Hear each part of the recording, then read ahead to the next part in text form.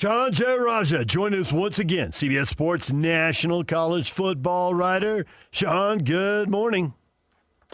Hey, thanks so much for having me. So many good games in the Big 12, so many intriguing results. Texas Tech and Utah was a very competitive game for about 50 minutes. But, man, those last three possessions, Tech opened it up. I thought the quarterback injury, which on the surface you always think is a problem, was the best thing that happened to Tech. They have a couple deep balls, and the guy's open, but they're underthrown. It gets intercepted. Morton's got the 2 picks. They could have opened it up earlier. He gets knocked out.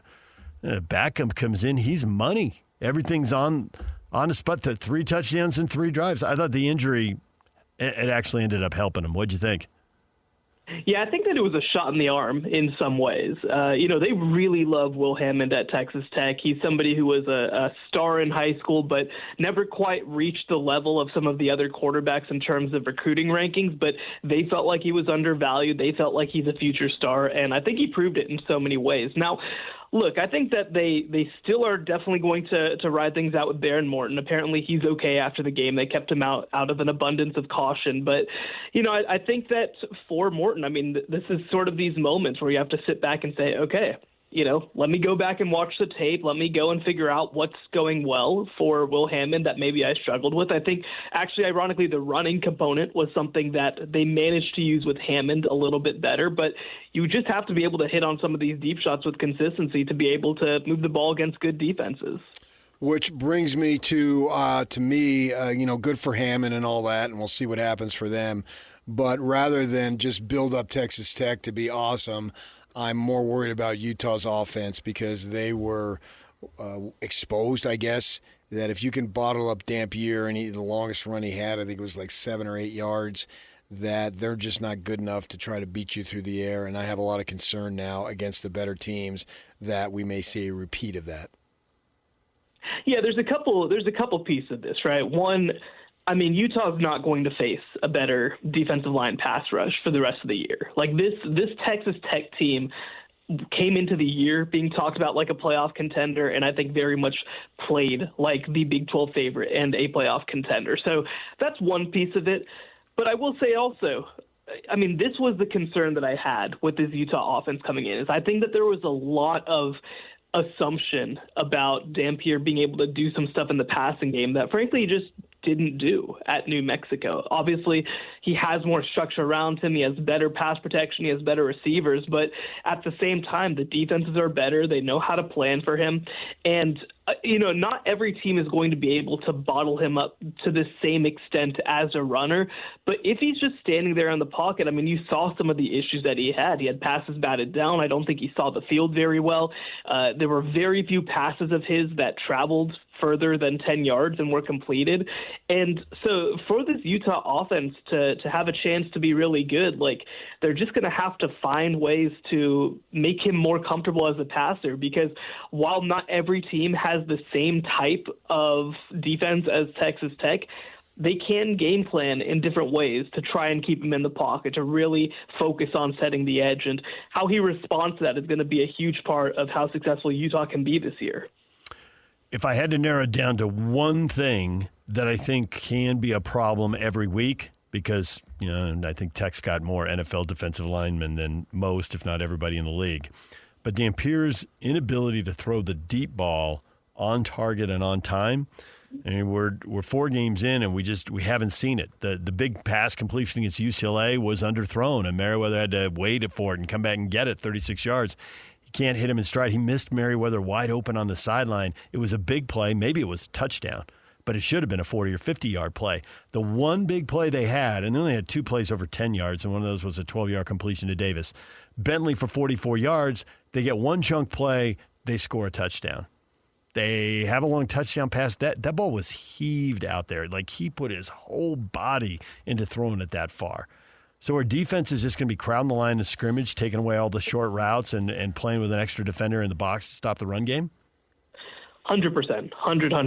And I was talking about this with a colleague, actually, while we were watching this game. And one thing is, I mean, when you're an undersized quarterback, it's kind of there's two ways to handle it, right? There's the Bryce Young way to handle it, and then there's more of the sort of like get out and run way to handle it. And what I mean by that is with a player like Bryce Young, who is short but stays in the pocket, he typically, and maybe Drew Brees is probably the better example, but like he typically stands up and has created ways to create, I guess, what you would call windows for himself, right? Where he can look around his offensive lineman. He's used to doing that.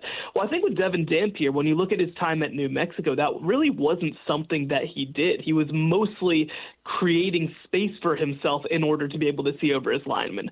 Well, in the Big 12, when you have defensive lines and defenses that are able to keep you to the pocket a little bit more, I think that you see that skittishness, that Devin Dampier just physically can't see the field as well as maybe he has when he's been able to get outside of the pocket. So I think that's a big part of it. You mentioned the timing. I think that's a huge part of it. Arm talent wise, like he's a good, not great deep ball accuracy guy in the first place. But like this is sort of the thing is, I mean, how long is it going to take him to work through some of these growing pains, to get used to being in the pocket, to get used to having to see around some of these humongous offensive linemen that obviously do such a great job for him? It's something that, again, I felt like was taken a little too for granted over the offseason. And definitely, I mean, you say that Texas Tech has the most defensive line talent in the Big 12. I mean, they legitimately might have the most in the country. And that is saying something. I'm comparing them to the Georgias and Alabamas of the world. But there are other teams that can present problems as well. And if they can just keep him in the pocket, again, like that's where I think that he's going to have the most trouble, especially if you're trying to create explosives. Last week I told you my top four were Iowa State, Texas Tech, Utah, and TCU. Would you make any changes to that based on what was essentially week one? Yeah, I wouldn't change a lot about it, to be honest. I think that, I think Utah is very much still capable of making it to a Big 12 title game. And, and certainly, again, if they can make adjustments and Dampier can grow, I think that they certainly could beat Texas Tech in a Big 12 title game. TCU's looked really good, like we expected. Texas Tech obviously did what they do. I think you start having conversations about, Arizona State wins a big game against Baylor over the weekend. I think that's pretty big for them heading forward. But I think that all the contenders that we thought last week are still very much contenders heading into week 5. Colorado's 2-2 after beating Wyoming 37-20. It was 21-3 at the half. Colorado was up on them big at halftime. What do you think of the BYU-Colorado game? Yeah, I think this is a big opportunity for BYU to come out and have a big win. I've not been very impressed with Colorado to this point. The Wyoming game was fine, but, again, I don't think that Wyoming's a very good team right now. And even, their loss to Georgia Tech was only by 7, but it took 3 turnovers on the first 3 drives of the game for that game to even be close. So I think that BYU has a chance to go out there and really cause some issues for them. I think especially, defensively, I expect BYU to have a lot of success against the Colorado offense that just hasn't found itself to this point. And especially in the run game, I think they're going to be able to completely shut it down. And, look, I'm glad that we got to see a little bit of passing from Bear Bachmeier in that road game against East Carolina. That's obviously something that I've been wanting to see. This is a bigger test going against Colorado, but the Buffaloes also have some issues on the back end. So I think it's a potential breakout spot. And if they go and, if they go and have a huge, easy win over Colorado, I think that it's time to start putting them back into those national conversations. If you're Auburn, do you just gracefully accept what essentially was the SEC's apology? I mean, this is always the tough thing, right? It's like, what can you do, right? They're not going to go and replay the game. They're not going to go and, change the call and call it a tie or whatever you want to say. Like, it's just, you're kind of out of luck. Now, I think that if you're Hugh Freeze and you finish with a mediocre record, I think that you point to those moments and say, hey, well, maybe it wasn't supposed to be that way. Maybe we were a little closer than people might think. But, like, what else is there really to do, right? I mean, they got the public acknowledgement. The game is over. It's not going to change. So it's a really tough position for a program to be in. I mean, obviously, everybody, it feels like, who's a sports fan has probably their story of a moment like this, right? I mean, obviously the Saints game a while back with the pass interference, like that's kind of the big one. But like at the same time, it's just the game is over. You got one in the loss column. There's not a whole lot you can do other than that. You were talking about UCF, and you thought they might be the worst team in the Big 12. They smoked North Carolina, and I don't know if that changes your opinion of UCF or if that changes or confirms an opinion of Bill Belichick in North Carolina. What did you make of that? Because UCF made it look really easy. Yeah, I think that was much more about North Carolina, to be honest. But though I was genuinely pleased by the play of Taven Jackson, UCF's quarterback. I think that he stepped up to the moment as both a passer and a runner. That's something that I was hoping to see, and that's part of the reason I was so surprised that he didn't win the job out of camp.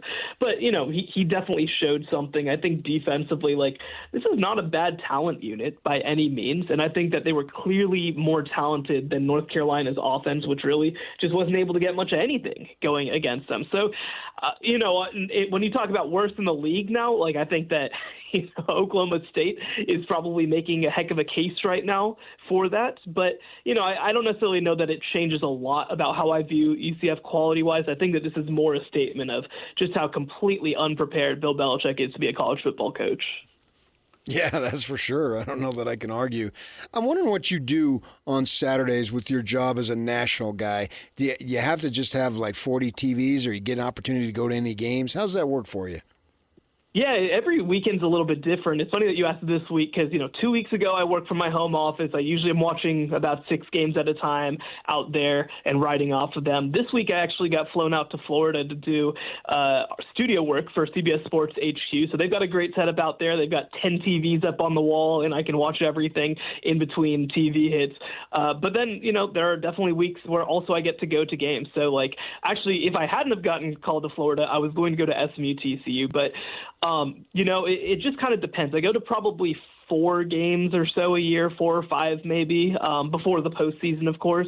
But, the thing is about covering national college football is, you're paying attention to 60 games or whatever it is every weekend. It's actually in some ways harder to be on location focusing close in on one game. Exactly, yeah. So you kind of find a balance depending on what week you're in. Right. We deal with that.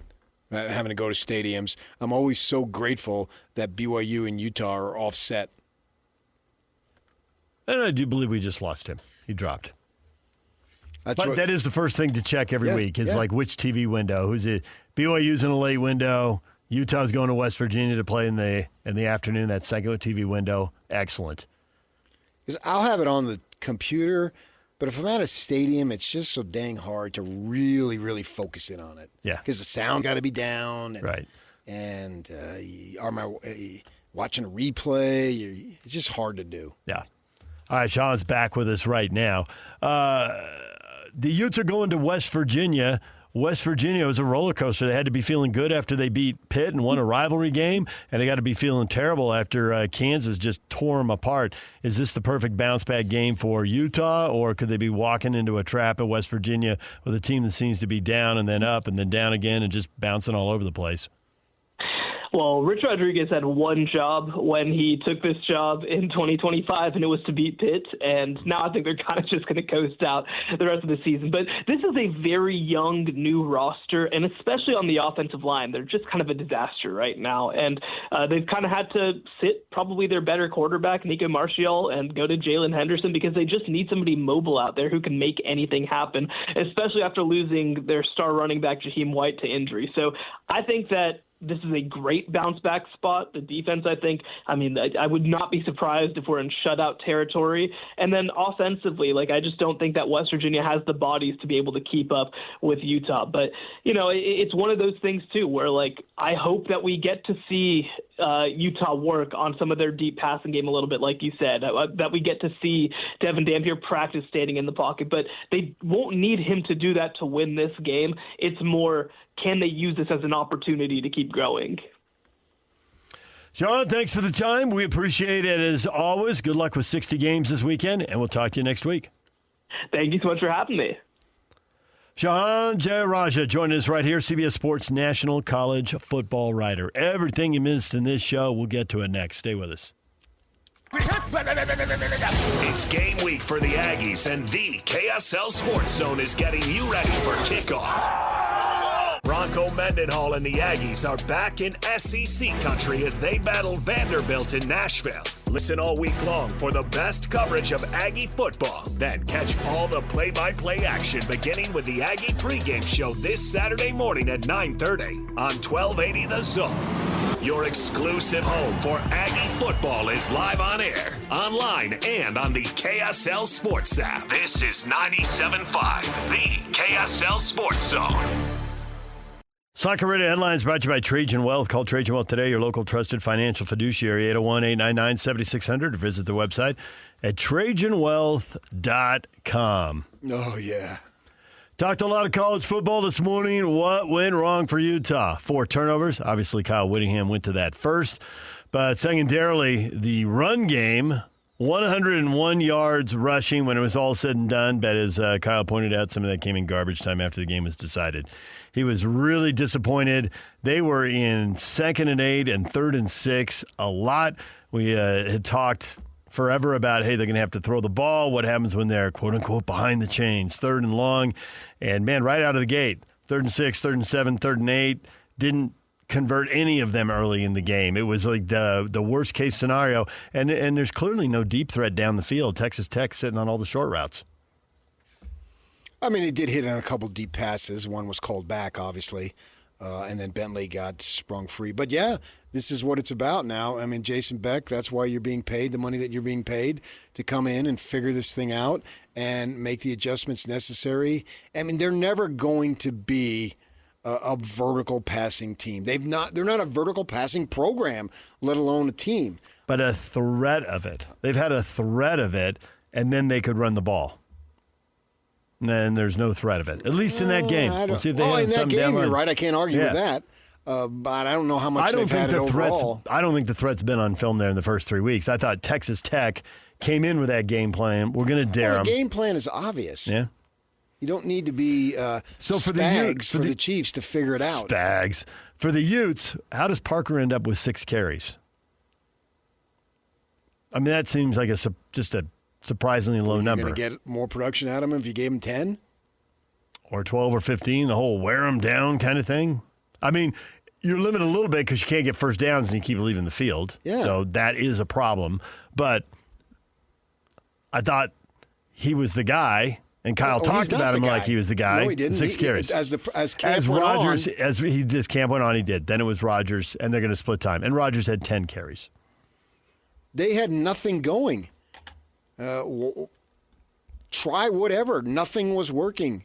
So to answer your statement, to respond to it anyway, yeah, he should have gotten more. But everything, there's nothing you can't say that they should have done ABC better. But ABC and D and E and F weren't working, and I'd have to sing the alphabet to get past F to know what the next letter is. G. A, B, Whiz. C, D, E, F, G. Yeah, right. But I don't know off the top of my head. You know what I mean? Hello. Like, oh my gosh, if I ever got stopped by the police and they wanted me to recite the alphabet backward, I could barely do it forward. That's not a fair test, officer. Yeah, let's try some other stuff. That doesn't tell you anything other than I don't know the alphabet. Yeah, off the top of my head. Come on. So the upside to this is maybe that Texas Tech D-line. We just had Sean on, and you can listen to that wherever you get your podcasts. And he's like, hey, right there with the best D-lines in the SEC, one of the best D-lines in the country, may not face a test like that the rest of the way. Right, but then I can argue, so what? You couldn't do jack squat against them, so maybe you do a little bit more against one that isn't quite as good. I don't really take any solace in that. We tend to do that when the Utes get beat. Oh, my gosh, that other team was just all that. I'm not so sure that's true.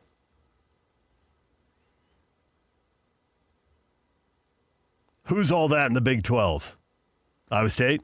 Well, I don't know that any of them are, but who's better on that given day? That's what it boils down to.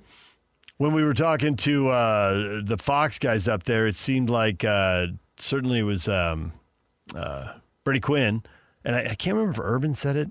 He might have said it too, that they thought that Texas Tech and Utah were better than Iowa State. Now maybe they're just selling the game that they're doing that week, or maybe off what they've seen of Iowa State. They're talking to Utah media. Yeah. Come on. So Texas Tech now. It's a TV show. Yeah. That whole pregame thing. It's a TV show. There's so much throwing helmets and trash cans and stuff. It's a carnival, and it's a circus, and I don't know if it got on the air, but Portnoy, whoever it was, we are so much better than that other network that just uses 4 letters. Yeah, I mean, and then they go, it was fun. Yeah. It's everyone's up at the crack of dawn. You're already cranky, and your emotions are at a fever pitch. So I wouldn't. Urban said, "Oh, this is the best team. They're going to win another one, and Kyle's going to get another ring." And the crowd goes, "Run! Come on!" Yeah. Urban's always going to talk up Kyle.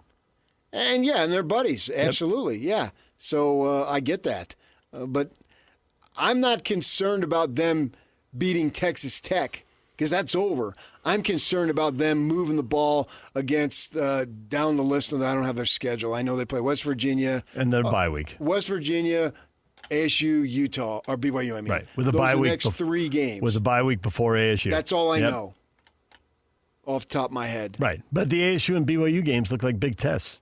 I don't know if they're going to be able to pull it off.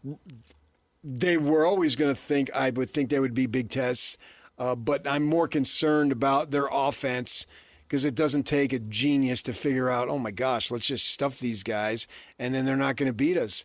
And then if we make a few big plays, we should be able to be okay. I mean, I'm simplifying it down to its basic form, and who knows, because if Utah's defense comes up with 3 or 4 turnovers, and they had them in the first half. They had 2, yeah. They had 2 picks on underthrown balls. That's why I didn't think Texas Tech is somehow we've created this Texas Tech team to be enormous, which we tend to do when somebody beats Utah, especially at Rice but you Eccles. thought it before they beat Utah. You've been talking about all the money they've got. They're poised to be among the elite in the league. It doesn't mean you win it every year, but they should always be in the mix. Yeah, but I'm thinking the best is yet to come. But I had Iowa State and Texas Tech playing in Arlington, and until either or both get eliminated, I'm not changing. BYU gets the win at East Carolina. Slow start. Offense looking good in the second half, though, so you forgive them the first half, a couple of field goals, and the defensive touchdown. They're up 13-3 at the half. Yes, it's all about progression of number 47, and he's progressing at the level they need him to. I'm wondering if we get to November and they're really flying high, if he doesn't go by Bachmeier, he goes by Rockmeier. Giving up on Grizzly Bear already? Giving up on Grizzly? The TV guy used it, so you're moving on? No, I like to be, it's like my financial portfolio. Diversified. Thank you. You're welcome. The more crap you throw against the wall, the better chance. Something sticks, man. But you got see. I didn't know because I definitely heard it. I mean, and you're right that we're watching multiple games, and so you can't have the sound up on every game. You can't focus on every word everybody says. But I definitely heard Grizzly Bear on the TV broadcast. It jumped out at me. I'm like, and I assumed that you were going to be like, people are catching on. I lead the way. You know, I thought that would be the whole thing. Oh, no, but instead I'm you too went humble with for that. Stealing my stuff. So I figured maybe you're just moving on to Rockmeier. You want your own. It's not Rock. It's Rockmeier. Rockmeier. Like the rock monster. Exactly. Oh, okay. I got it there. Rockmeier, run all the way. Bear looking like a grizzly. Oh, Yeah, shut up. Rockmeier. What's you prefer right now? I can go either way. I like Rockmeier, honestly. No, Grizzly's the way. Oh, okay, it's a split man, vote. We're going to have to put this wow. up to the people. Poll question coming. Poll question coming. Go ahead, talk. I got to type out a poll Yeah, question. because you just can't Bachmeier. I mean, come on. You got to come up with something different, man. Right? That's how you're going to be noticed. And so I'm thinking the Grizzly Bear, and then you won't. If you go with the Grizzly Bear every time, you won't make a mistake. I don't know how you got Brett last week, But if you want the Grizzly Bear Bachmeier, then you're good to go. But Rockmeier actually sounds pretty good, too. I think I might be split. That's probably the most honest thing you've said all morning. Or I'm nuts, one of the two. So I like the way he's progressing. And the thing about it, people out there in Radio Land, it was always going to be him. They had really no choice. This was the right move, 100%. It's why I got a little insight that that's most likely who it was going to be. And so far, so good. Not so far, so great. So far, so good. PK wants to know, what should number 47's nickname be? Grizzly Bear, Rockmeier, other? Leave below. If people have some suggestions, they can just tweet them back at Well, us. I hope you uppercased Rock. You gotta sell it too. You just not hit that. Rockmeier. Oh, no, not Rocco Meyer. Hold on, typo. There we go. Rock. How about that's- Rock Dashmeyer? Okay, Okay. yeah. But if you say it, and if this offense rocks, then they've got a shot.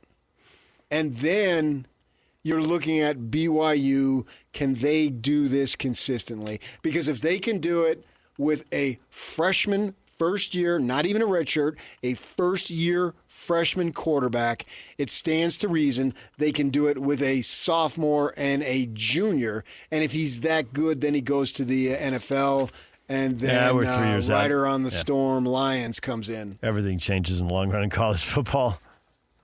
Yeah. Look at this year, and okay, you can look at the next year, but Although that's I it. already set the stage for Rider on the Storm Lions. Rider on the Storm. Lions, yeah. Bum, bum, bum, Yeah, and you can use that. We've got a few years. Has he gotten his 7-week mission call yet? Not yet. Nope. 7-week mission. One transfer instead of 1 year. We're going one transfer. Is that what it is? Is they transfer every 7 weeks? It's 6 or 7. Yeah, it's right in that range. Oh. Well, would he go? I assume he would go right out of high school, right? Yeah, he's planning on leaving right away. He's planning on leaving. I think he's gonna graduate early. I think too. So To go on his mission? Mm-hmm. I'm all for it, man. And hey, I'm just joking. That kid wants to go out and serve a year. That is none of my freaking business. I think nothing of it either way. Whatever. We had Bronco on earlier this morning. You were fascinated by the psychology. 6 positive comments to 1 negative. Yeah, boy, man, there is a place reserved in hell for me. You didn't get the 6-to-1 ratio. What did you grow up with? What was it in Jersey when you're playing CYO hoops and Little League baseball? What is the ratio of positive and negative in your memory? I mean, who knows how accurate this is? We're going back decades. Well, I'd obviously. have to steal the number from Bachmeier. I'd go 47-0. Okay. I'm thinking all the mistakes I made. Gosh, they'll haunt me forever. But I was a little different in terms of... I just think coaching was different I was then. left alone to a large degree. But the coach didn't yell at practice or in games or whatever?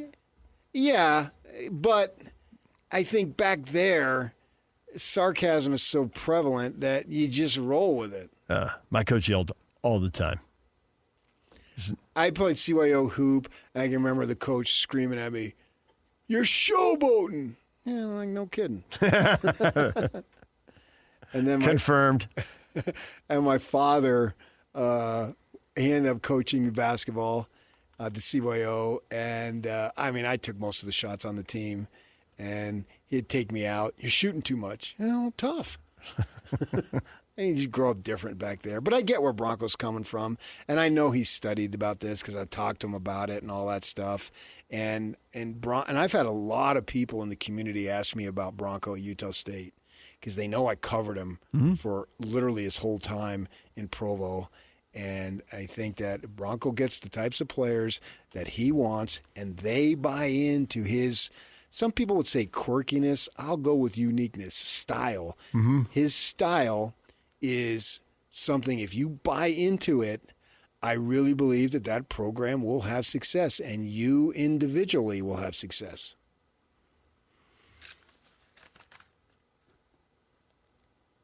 And I haven't changed my thought on that forever. He's not for everybody, but if he's for you and you're for him, it will work. We talked a little NFL this morning. Teams that have impressed you or teams that have amazed you by being as bad as they are. Nothing. But I thought you were going to say Chargers. You're on board. no, but I've already been on board. Okay, they just swept the division and scored on their last 2 possessions. The defense, the quarterback gets a lot of run, as you'd expect. A, he's good, and He B, had he's a a quarterback. touchdown pass running to his left. Freakish and play. then the guy's practically smacking his arm. And you're skipping the part where he steps up in the pocket. yeah. He almost got sandwiched. But he's a big dude. Yeah, but that was the mobility. Step forward, And he the makes 2 that defensive ends throw. loop behind him. And he was sort of under-recruited. He's a Eugene kid. He stayed home. I think he was a baseball guy. We had him on the show every year, Pac-12 Media, and he would say that. I think this kid is an emerging talent. So have they surprised me? Yeah, No. I'd go beyond emerging. I mean, this is, I think, his 6th or 7th year. 6th, I think. Yeah, but I don't think he's on that top tier yet.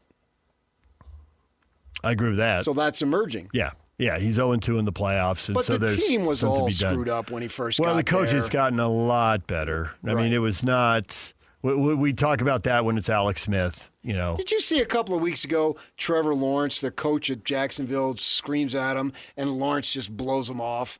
Because he knows, dude, what's the chances of you going to be here in 5 years? It's just turning over Right. every. Whereas I was going to say 3 or 2. in San Diego, or excuse me, in this LA. time, wait, Harbaugh's it's the guy. Southern California, it's all the same. Okay. And yeah, so I better listen. Plus, he walks in, it's like Phil Jackson when he walked in with the Lakers.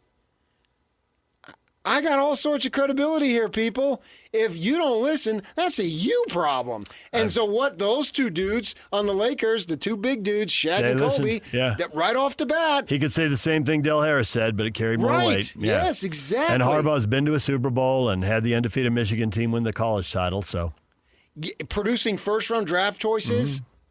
Yep. So everybody's on board. Yeah, I think they're a dangerous team. Bills, Chargers, Colts are 3-0. Ravens are playing tonight. They're 1-1 with a chance to get to 2-1. They got the 1-point loss to the Bills. I would say right now the Bills are the top tier.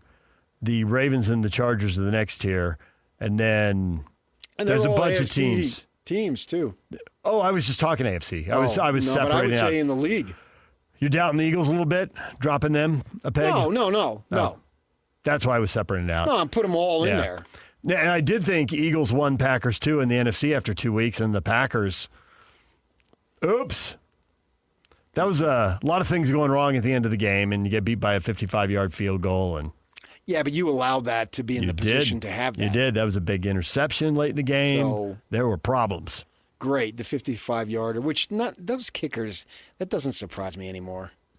NFL kickers out at 50 has been a lock for a long time, and now 55. Which is why you need to, I keep telling them. Narrow the goalposts. Will you get Tagliabue on the line? No, don't narrow the goalposts. Tagliabue? No. He's retired. No. Goodell. No. That narrow the goalposts, that hardly does anything because most of them are right down the middle. I know you want to argue with me, but yet I have the rep for arguing, and I live with that, and I embrace it.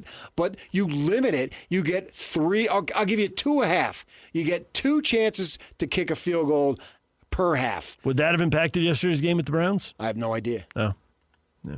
But I know they made 2 field goals in the second half. I didn't know how many they the attempted. fans don't want a field goal fest. No. But they want to see 55-yarders, so I don't want the goalpost narrowed. I want them, if you have the ability to do that, and you save one, it's like your timeouts. You save one. If somebody takes a timeout because they didn't line up right, everybody goes nuts. The home crowd boos, even if you don't even need the timeouts at the end of the game. What's that guy doing? He doesn't know how to run a team, clock and score, wake up, blah, blah, blah. It'd be the same thing here with the strategy. Packers and Browns with 2 field goals apiece in that game. So your rule wouldn't have impacted that. That one would have played out. Could have played out the And same then maybe way. we see more going for it on 4th downs. That's excitement. Get Roselle on the line. Nice recovery. You know, I've been talking to Pete Roselle. Mike Singletary's eyes get big. All right, your feedback is next. We'll get the early results on the poll question for Bear Bachmeier's nickname. But once you put me up there, they're going to go against it. Well, I didn't say which one was yours. I just said you wanted advice. Yeah, but they know. They listen to every word I say. Are you kidding me? You thought Urban Meyer was a celebrity at the game spiel? You should have seen all the people coming up to me. DJ and PK, it's 97.5 The Zone. And it's all over almost here. Don't go nowhere. DJ and PK, it's 97.5 The Zone. It is time for your feedback. All right, PK, it's early here. What should number 47's nickname be? Just put this up in the right before the break. We got 12 votes. 66.7% of the votes for Grizzly Bear. 0 for Rockmeyer. And other 33%. Any suggestions on other? Yes. How's that work? Rock, I don't get the need for a nickname. Bear is good enough on its own. Dale, Bear's already such a solid first name. No nickname is needed. Classless Skip, how about BB47? And he's got AK-47 dunking the ball. See, AK-47 is a gun. It's a BB gun. His initials are BB. No. Be a BB gun. It ain't something stronger than that. There you go. He's built like a fullback. He's not a twig. Yeah. He's pretty thick. That's for sure. He is. BYU has a little trouble with East Carolina, goes 3-0 in the non-conference. Your evaluation of the team going into Big 12 play. Daniel, potential, exclamation point. Got to take it each week, one game at a time. No, you don't. They do. We don't. Rod, we will win a few home games. Let's see. What do they got? 5?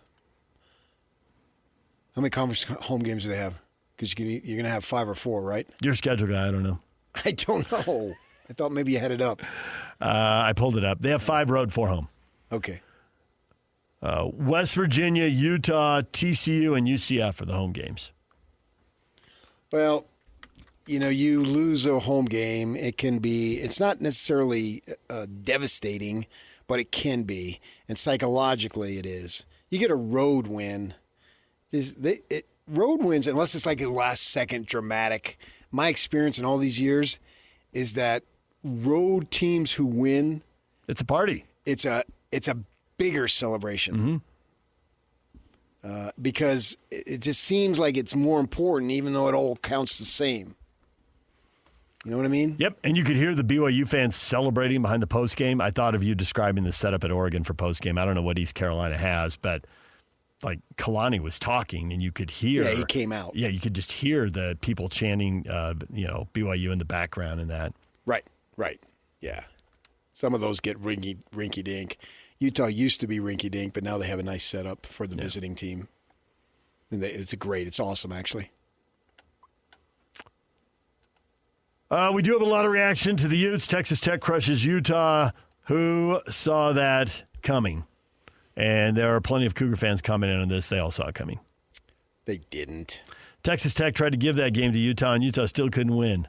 Sideways laughing, crying emoji. Thanks for coming back, Whit. There's something to that makes me a little even more nervous, because that's why I'm not willing to crown Texas Tech as the team to beat. The 2 picks they stumbled all over themselves. after they had the takeaways, and you thought, okay, there's a momentum-changing play, and they give it right back with turnovers.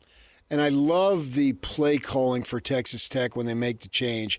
Have them hand off, everything's safe, see where you're at, see where he's at, and you've got the defense, you're cooking there, so don't screw it up, and then they can open it up if it works. And that's exactly what happened. And then all of a sudden, Will Hammond had tons of confidence, like, man, I got this. And you could just see it. Meanwhile, Utah's still over there. They weren't going to make a change, and they had nothing going. It's interesting. You have a redshirt freshman over here that you're not playing. They have a redshirt freshman that, no problem. Want to take a shot at the point spreads for this week? They're out. I do. Go ahead. Well, what do I got? BYU and Colorado. Oh, man. I want to say BYU, but I don't think I can. So I'll do the minimum home field advantage. So Colorado by 3? BYU by 6.5. Ooh, that seems way out of line to me. Utah, West Virginia. Oh, I'm going to go. I think it'll be lower than this, but I'm going to go 15. Utah by 9.5. Yeah. I thought it would be 10, but I was asking my prediction. TCU at Arizona State. 2? ASU by 2.5. Yeah, that's if whoever wins that game, that's a huge win. There's no other way around it. Going to feel great about themselves. TCU goes in there, wins their conference opener, beats the defending champ on the road, and ASU's off to a 3-1 start, and the one loss is one play with 30 seconds left. And they'd be 2-0. Yeah, you can sell that. And that it's important for them to keep the Mo, because if the Mo slips, fan base, we're out. DJ and PK, Jake and Ben are up next right here on The Zone.